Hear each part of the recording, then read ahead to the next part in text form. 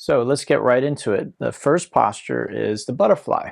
And what we'd like to do is push our feet out and then let the upper body come forward and down in a relaxed manner. Now you can support your knees, you can support your forearms, you can support your forehead, you could sit on a block.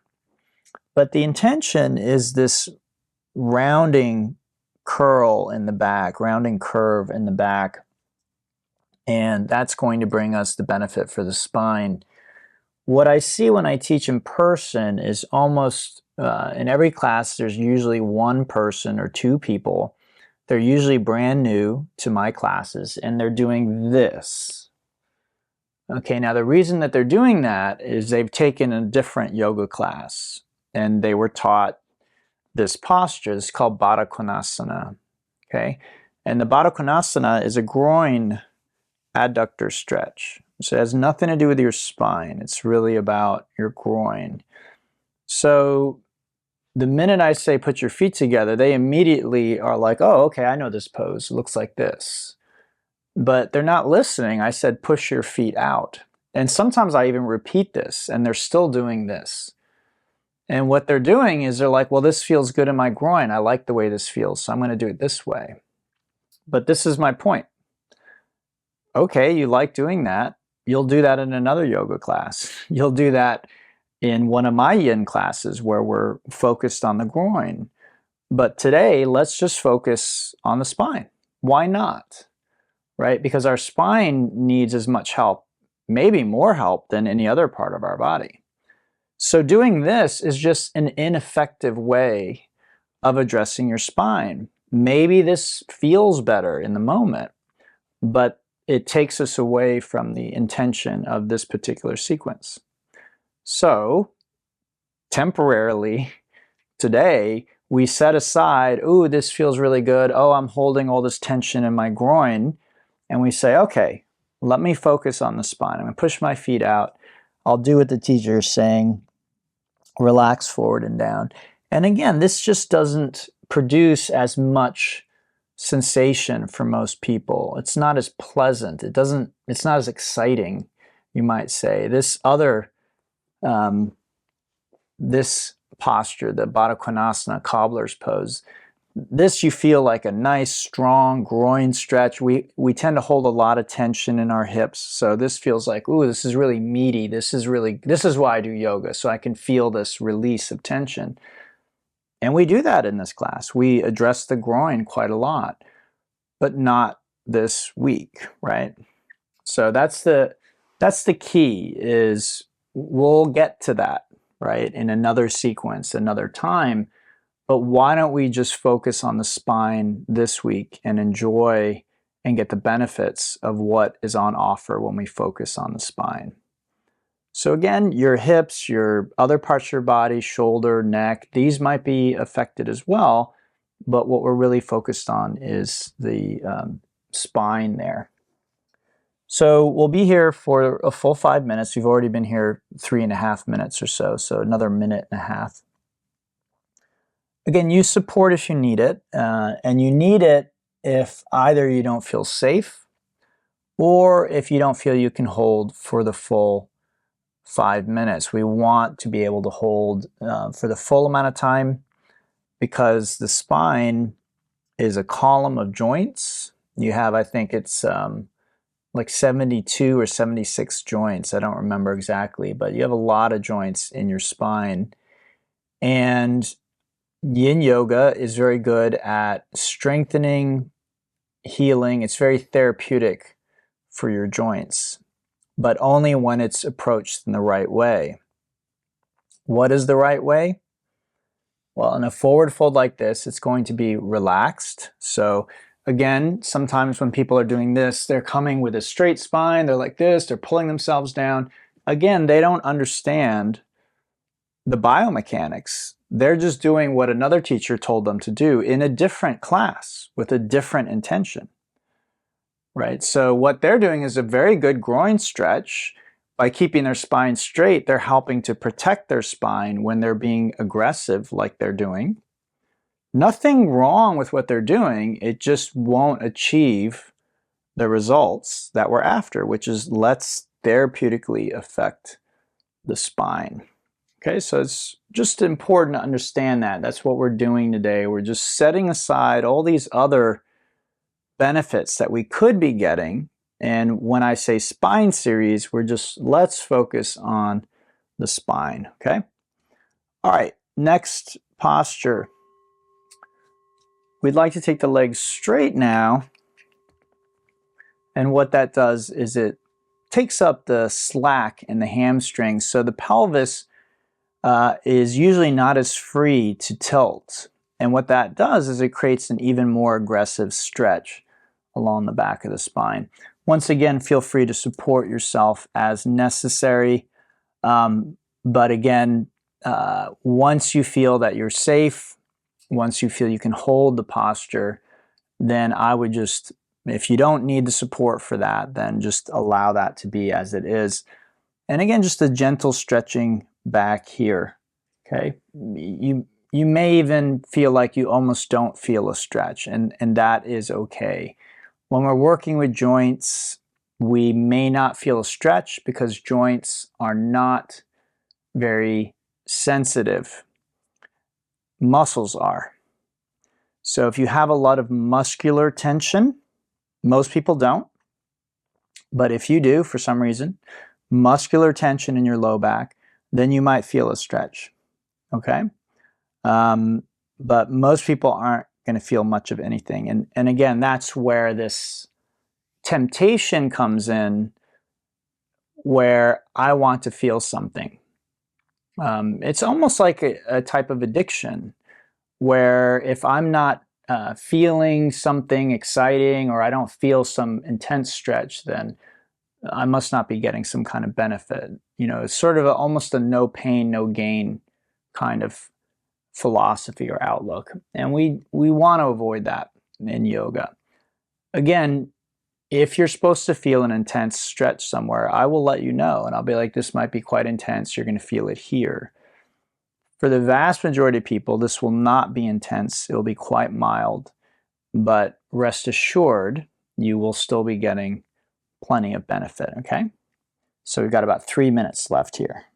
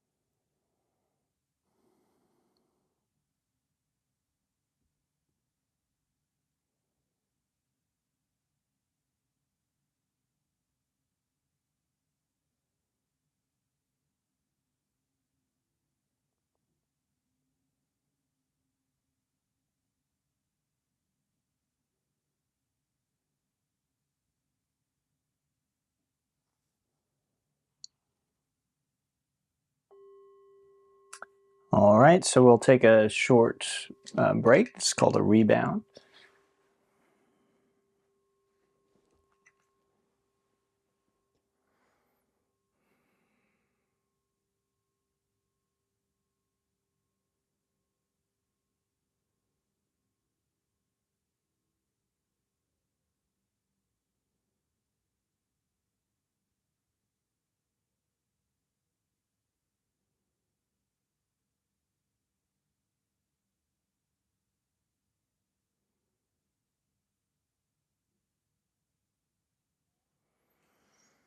All right, let's bring our legs in. We'll give them a little squeeze, shake it off.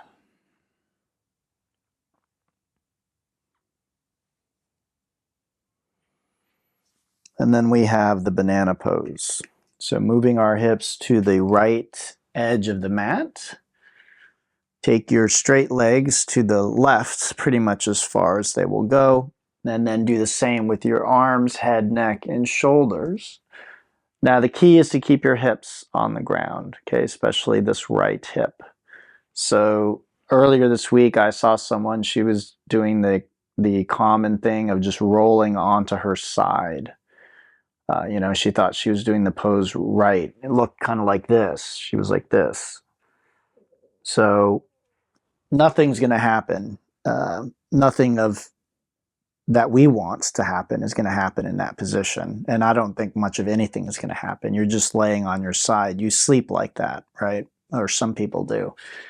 So that isn't really a therapeutic position. It's not going to create any kind of adaptation or positive change in the body that we really want. Whereas the banana, when it's done properly, we should feel the stretch here. So this is releasing tension from this muscle group. And then potentially when enough tension is released from the obliques, it will actually affect the spine, again, the joints in the spine, which is our objective today. Whether or not we get that, it doesn't really matter because this is also therapeutic. So if we can't release enough tension to get to the joints, we're still getting the benefit of releasing tension from the muscles, which most of us desperately need anyway. Now, if you don't really feel a stretch, I had a gentleman this week and he was in this posture and he said, I don't really feel anything. All he had to do was be more aggressive. So again, there's a difference between kind of mindlessly following the directions and not really seeing if the effects are what we want, versus, you know, checking in and being like, okay, if what I didn't produce the results I wanted, maybe I go further or I try a little more. Okay, so all I had to do was say, move your shoulders and legs over further, and then he felt the stretch. Okay, so 9 times out of 10, it's going to be something like that, something you can resolve yourself if you're just a little more aggressive. If that isn't the case, and sometimes it is, then that's a good opportunity for you to reach out to me and let me know you're having trouble with a specific posture, what the issue is, and then I can make some suggestions and then we'll see whether or not that is helpful. So it really doesn't matter if you reach out while we're doing the class or after the class, or, you know, there are many ways of getting in touch with me. Just get in touch and let me know. All right, we got about 2 minutes left here in this banana pose.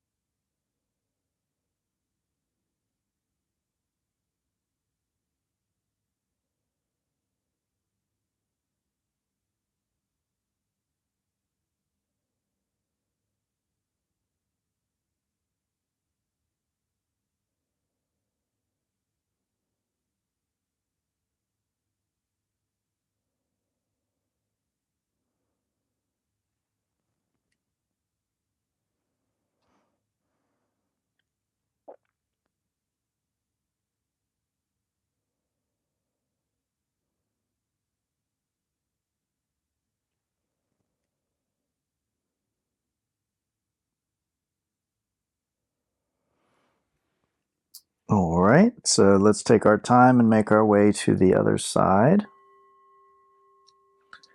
And again, this is never a bad time to just pause for a moment and see if you can feel the difference between the two sides.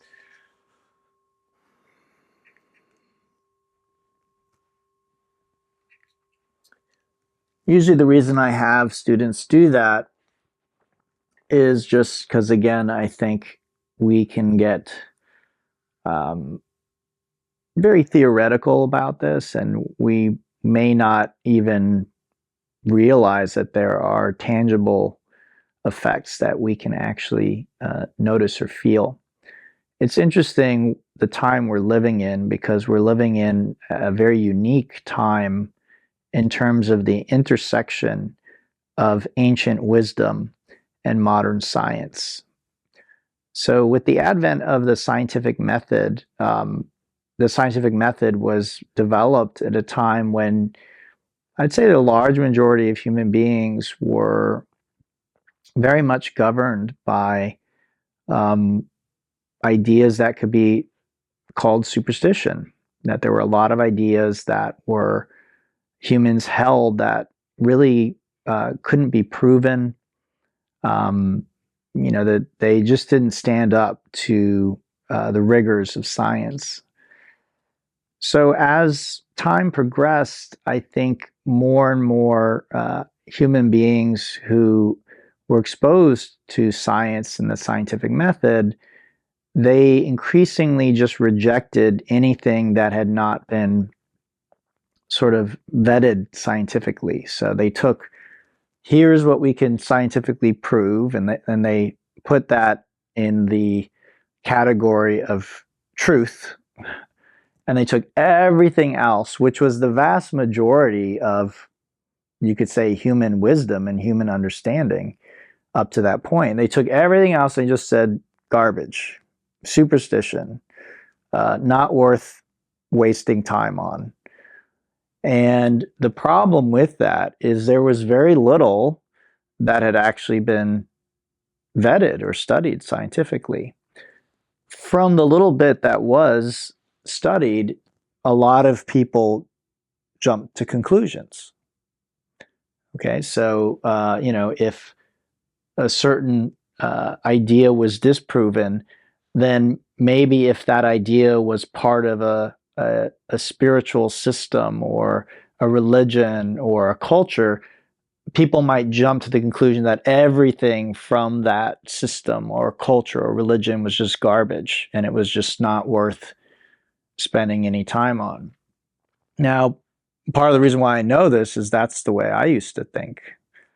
Okay, so things like chanting or singing in church, right? My mind was like, wow, that's just superstition. It's a waste of time. You're trying to praise some God that may not exist. So why not go do something that's, more worthwhile? Spend your time doing something else.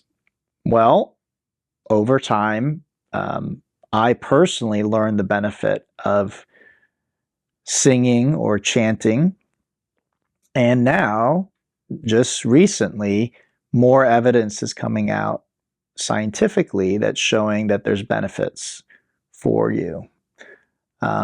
Even just singing, even if you're just singing along with your favorite song, you're going to get some benefits from that. If it's singing with a group, it's even better. And there's at least some evidence. I don't know that this is conclusive, but I saw something the other day. There's some evidence that if there is some kind of devotion or faith behind it, it is even more beneficial.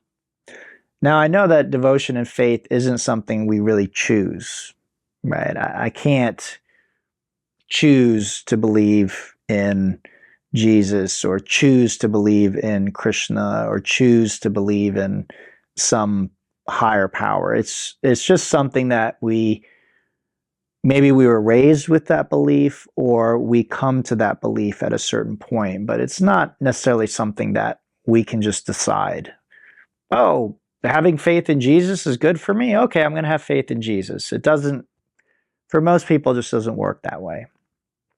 Something needs to happen. So, that may not be an avenue for you. But the point is that singing, especially with a group like you would do in church, that's going to be good for your health and in a measurable way, in a way that we can actually see using the scientific method. So that's what's interesting is a lot of these things that maybe in the past we could say, well, that's just people being superstitious. We don't need to waste our time on that. That's not my religion or that's not my belief.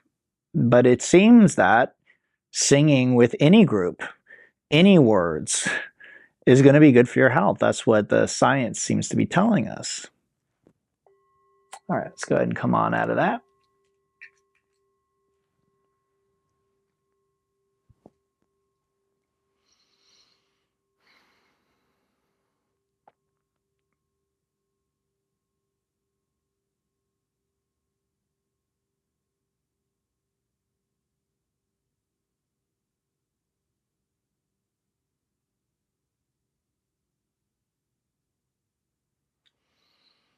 Okay, bringing our legs in, we'll give them a little squeeze and shake it off.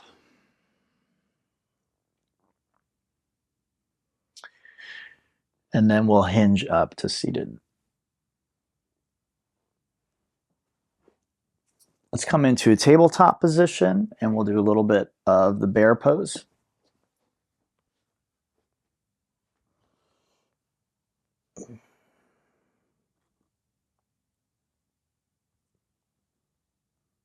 And when you're done with bear, a little bit of down dog.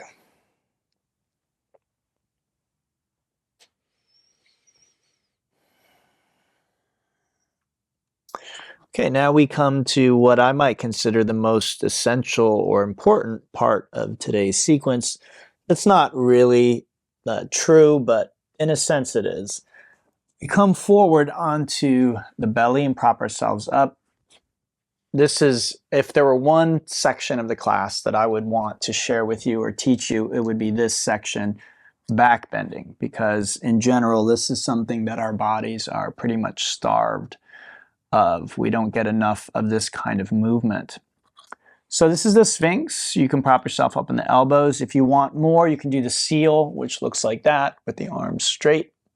Variations are the same: head held up, drop forward or drop back, shoulders depressed, shoulders relaxed, legs together or apart. Okay. So a great way of thinking about movement I learned from Katie Bowman, who is a biomechanist, and she talks about nutritious movement. And I just love that because I think most of us are now aware of the importance of diet to health.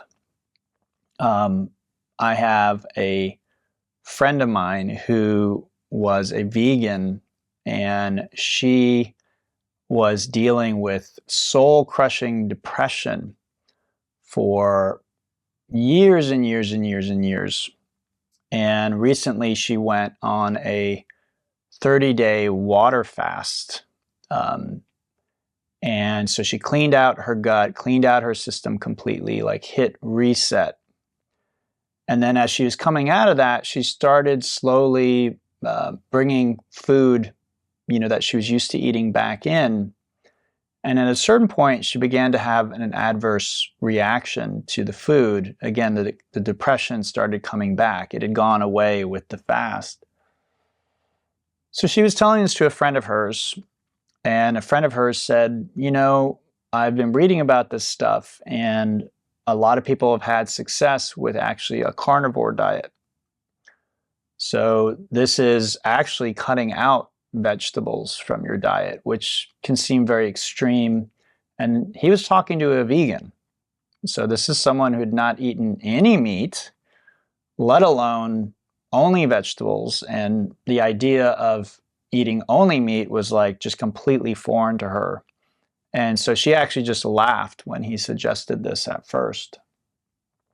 But he kept sending her articles or videos, different things, educating her. And at a certain point, she said, okay, well, I'm just going to try this and see what happens. Now, the last time I spoke with her, she said that 90% of her depression had completely gone away. since she just is no longer eating any plants. She's just eating meat. Now, I'm not advocating for that diet. I'm not on that diet. I'm not saying you would benefit in the same way. Nothing like that. What I am saying, though, is diet's important. And I think most people are coming to that realization that if they're having trouble with their health, whatever it might be, they could potentially tweak their diet and improve those problems with their health. So some people are the opposite. They give up meat and their health improves. Okay, so again, I am not advocating for one diet over another. People have different constitutions and they're going to react differently to different types of diets. Same with like fasting. Fasting is part of that same realm. Someone might do really well in a certain kind of fast. Someone else may really struggle. So again, these are things that we only really learn through trial and error and testing. So if you have a doctor or a nutritionist or someone who can administer tests, they can tell you whether or not what you're doing seems to be improving your health or hurting your health, or they can help you make tweaks to your diet. But point being, most of us, I think, have some idea that diet is going to affect our health, our energy, our mood, our sleep, all of these things, whether or not we heed that or not. Our weight, right, our metabolic health. We might know we should stop eating certain foods and find that we don't have the willpower to do that, but that's different than not knowing. But movement, a lot of people just don't know. They don't know that, oh, I need to do some back bending, right? That my body actually needs that, you could say, movement food group. So that's why I like what Katie Bowman says about nutritious movement, that we are trying to bring in different food groups, if you will, with our movement. All right, let's go ahead and come on down. And then we'll press back to a kneeling position for saddle. You can sit on your heels. You can sit between the heels. You could sit on a block. Your feet can be together or apart. Your toes can point back or out to the sides. Your knees can be together or quite far apart. What you want to do is position yourself so your feet, ankles, and knees are happy, okay? Where you're not concerned about the safety of any of those areas, because this pose is not about feet, ankles, or knees, all right? It is ultimately about your back. So once you've chosen your position, this is what I'm going to do today. It looks like this. Then from there, you can, if you feel a stretch in your thighs, you're just going to stay there because that's already enough. It's enough work for your body today to stretch this. We don't need to ask more of your body. Okay, but if you're not feeling a stretch there, then you're probably not actually working your body in any therapeutic way. So we can lower back, hands, elbows onto a bolster, or perhaps all the way back onto your back. And this is called the full saddle pose. So again, nutritious movement, I think it's a brilliant way of describing what we're trying to do. You can think of yin yoga as kind of like one category of movement. And again, there can be subgroups, right? So if we say yin yoga is, I don't know, carbohydrates or protein or whatever, then there are different kinds of protein with different micronutrients, right? And things inside of it. So within yin, back bending, I think, is super important. We wouldn't want to leave that out of a well-rounded yin sequence, especially for the spine. And this is one area where I sometimes see teachers lack in education, in that the training that they didn't really teach them enough about anatomy and biomechanics and movement, that they tend to create very kind of lopsided sequences based on maybe where they're holding tension in their body. And so they get on their yoga mat and they're like, ooh, this feels really good. Oh, I like that stretch. Ooh, that's awesome. Oh, that gets into that place in my hip. And then they assume that everyone else is experiencing the same thing. Now, someone else with a very similar body type indeed might experience the same thing. And so then they might be like, wow, that was the best sequence ever. But what they don't realize is someone with a very different body type might actually be in pain, might find it very difficult, might not get any benefit. So to the best of my ability, I try and avoid that approach to sequencing because when I'm teaching, I can see how some people really struggle with things that are very basic and easy for me. It doesn't mean that that's bad for them. Okay, so I want to be clear about that. It doesn't mean that they shouldn't struggle, because a lot of times struggle is what creates adaptations in our body. So it's not like we want to eliminate all struggle, but point is, there's some things that I teach that are easy for me. There's some things that I teach that are difficult for me, and it'll be different. For someone else, something that's difficult for me and is right at the limit of what I can possibly do might be very easy for someone else. So a great example of this is my hamstrings are not that flexible. I have relatively flexible hamstrings today because I have stretched them for years and years and years and years. But compared to some of the people that are in my classes, they're still not that flexible. So when I teach some of these postures that require rather aggressive hamstring flexibility, I might do better than some people, but I'm certainly not like at the top, 10% of people. There are people almost always in my class who are going to be more flexible than I am doing those postures. So again, I don't limit what I teach to what I'm good at. I'm willing to teach things that are beyond what I can do easily or comfortably. But at the same time, there will be things that I teach that are easy for me that are going to be difficult for others. It doesn't mean we shouldn't do them. So again, this goes back to this idea of a well-balanced, nutritious movement diet.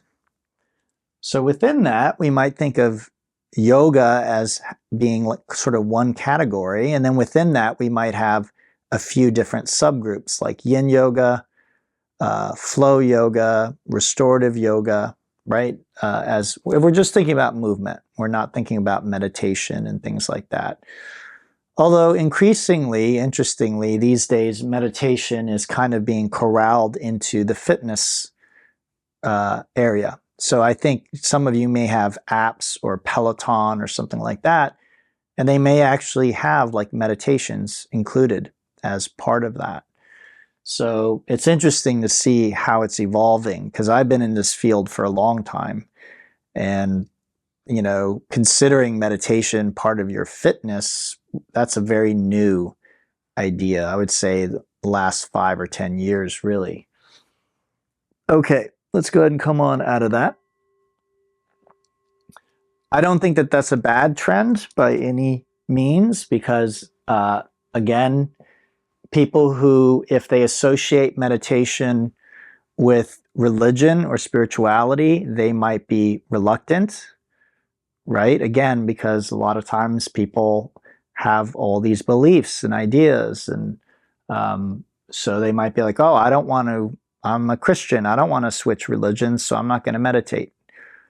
But if meditation is on every Peloton and every fitness app, and people are doing it at the gym, and people are doing it just as part of fitness, it stops being associated with a certain religion or tradition, and then people are more comfortable doing it.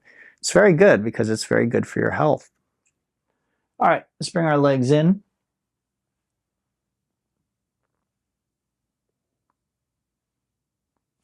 And then we'll cross the right knee over the left knee. We'll drop those knees to the left as you turn to the right.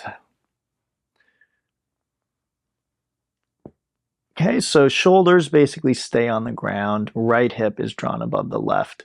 You can play around with arm, head, neck, and leg position to maximize the benefits for you, okay? And when I say maximize, I don't mean the deepest twist possible. In fact, your maximum benefit might be doing less twisting depending on what's going on with your body, okay? So this is one of the reasons why I'm a yoga teacher. People might think of yoga as, one spiritual tradition or system amongst many, and in a sense that's true. But when you study it deep enough, what you find is, from what I can tell, and again, I've studied this a lot, this is not something I say casually or without having dug deeply into this. From what I can tell, the yogis were the best at systematizing all the different ways that human beings practice and experience spirituality. So again, singing or chanting is something we find in almost every spiritual tradition. Again, most people will identify with the words or the particular chants that they do or the songs that they do in their tradition. So I met last weekend. We didn't have class on Friday because I was in the mountains leading a retreat. And on the last day of the retreat, a woman came up to me and she was just so happy, and we had just finished chanting together, and she said, on the first day when I got here and I saw this one mantra that you had written out, I got really triggered and I said, there's no way I'm doing that. And she said, I think because I'm Jewish and Jewish people have been persecuted, and, there's just been all these different things of trying to convert us and whatever. She said, I just was really resistant to that idea. And she said, by the time we got to that chant, I just, sort of surrendered and just did it. Because the whole weekend I was trying to encourage people to do something good for them, which is let's chant together. Again, we often get very caught up in the words, or what tradition is this from, or am I worshiping the devil or some other god, or what's going on here? And again, we're going to believe whatever we want to believe. But my experience with it is singing, especially in a group, is going to be good for your health, regardless of the words. If I were in a Christian church, I would want to sing with everybody because I know it's good for my health, even though I'm not a Christian. If I were in a Buddhist temple and there was chanting going on, I would want to chant with the Buddhists, even though I'm not a Buddhist, okay? If I was, again, in a yoga space, yoga studio, or a Hindu temple, and they were chanting, I would want to chant along with them. Why? Because it's good for my health. So the yogis did a very good job of sort of saying, these are the spiritual practices. You're going to find them in every tradition. They might be slightly different, but basically these are the ways that people can experience connecting with something beyond their small sense of self. And usually we call that God.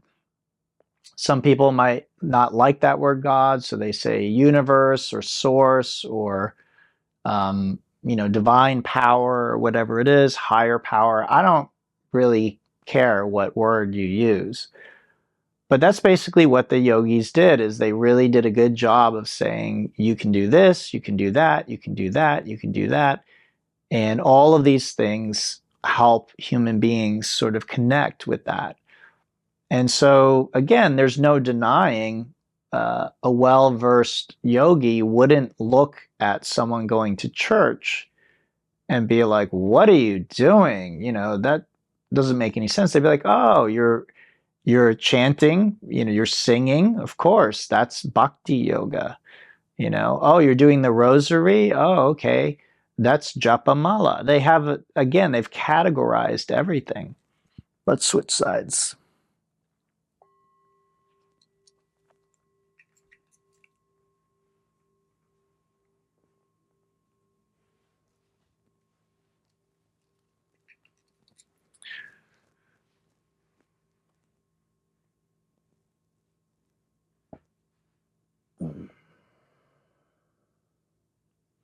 So this is why, for me, I identify as a yoga teacher primarily, because if you just look at yoga as, postures, then, I have a limited interest in that. I don't, I think a lot of yoga teachers identify as a fitness instructor, essentially, some spiritualized fitness instructor. I help people get stronger and more flexible and feel better, kind of thing. But for me, that if you dig into the yoga tradition, that's not at all what the yoga tradition considers itself. The yoga tradition doesn't really consider itself a fitness program.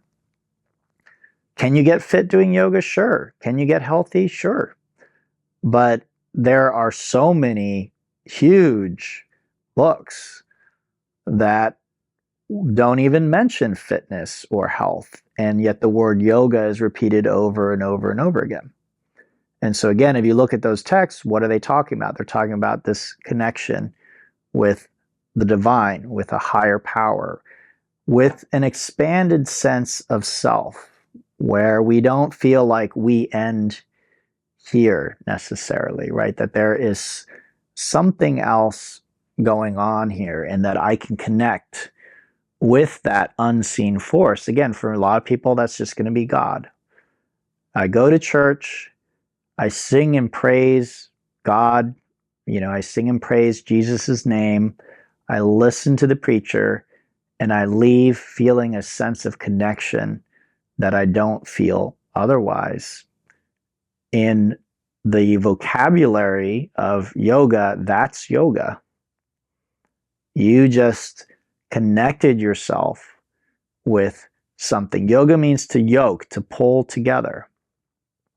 Okay, so when we connect ourselves with something greater than us that is connecting all things, then we're doing yoga. And it doesn't matter how we get there. So again, as a yoga teacher, the way I see it is, a Christian is a yogi, someone who can experience that. Maybe there are people who go to church and they don't feel any connection, and they just go because they were raised Christian. I don't know. So, again, if it's not working, it's not working. And if it's not working, very often what you'll find is in times of trouble, you don't feel held. For lack of a better way of putting it, when you find out, when your beloved pet dies, when somebody breaks your heart, when you get a diagnosis of a serious illness, when someone you love maybe is, severely injured or even dies, how do you handle that? Right? If you really feel a connection with the divine and God, then there should be a lot of comfort in that. I'm not saying you won't get sad or there won't be, repercussions, but generally there should be a lot of comfort in that. If I truly believe my dead relative is now in a better place, then in a sense, like, how sad can I be? I can be sad and I can grieve over my personal loss, but I'm certainly not going to think, oh, they somehow are being deprived, right? I mean, even if I have a very young child and they die, but I think they're now with God, then why would I be upset about them dying? Oh, their life was so short. Yeah, but now they're with the Creator. Like, Isn't that what we all want? So again, this is where there can be a disconnect between what people say they believe and what they actually believe in their heart. And so what matters for us in terms of spirituality is, again, what we actually believe in our heart. And again, we can judge that very often best in times of difficulty or trouble. And that's where you could say the rubber really meets the road of, again, however we are experiencing that yoga, that union, however we get there, singing, chanting, praying, meditation, whatever means you're using, is it working? Is it bringing you that strength? Is it giving you a rock, to lean on when you're in difficult times? That's a very good measure. All right, let's go ahead and come on out of that. So if you're wondering, as many people might, what in the world does what we're doing have to do with that? The answer is what we're doing is you could say a preliminary exercise to open up and prepare the body for meditation, you could say. That's one basic way of thinking of it. There are other ways of thinking of it, but it's a very sort of basic way that we prepare the mind and body for seated meditation. And in seated meditation, that's very often where that sense of connecting or being one with something greater, you could just call it love, right? God is love. So that's a beautiful way of thinking of it. We feel, wow, there's love inside me. There's love all around me. Everything is love. That's a beautiful experience that some people have. So the postures prepare us for this other thing, which is the meditation. But even just doing the postures, some people still experience a little taste of that. They experience a little bit of that connection. And it makes sense because, again, these practices were designed to prepare us for other practices that make us feel more connected. So those other practices, again, could be meditation, could be prayer, could be the rosary, what in yoga we call japa mala, which is basically chanting, right? If you're saying your rosary over and over again, that's what in yoga we call mantra. And again, that's why I consider myself a yoga teacher, because it explains everything else. I can look at any tradition and what they're doing as a spiritual practice, and I can identify practices in yoga, the names of those practices in yoga and yoga practices that are similar or identical. All right, let's bring our legs in. We'll give them a little squeeze, shake it out.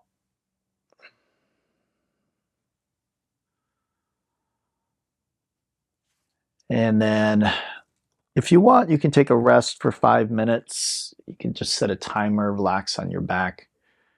But in this class, we rest between the postures. So it's more or less optional for you.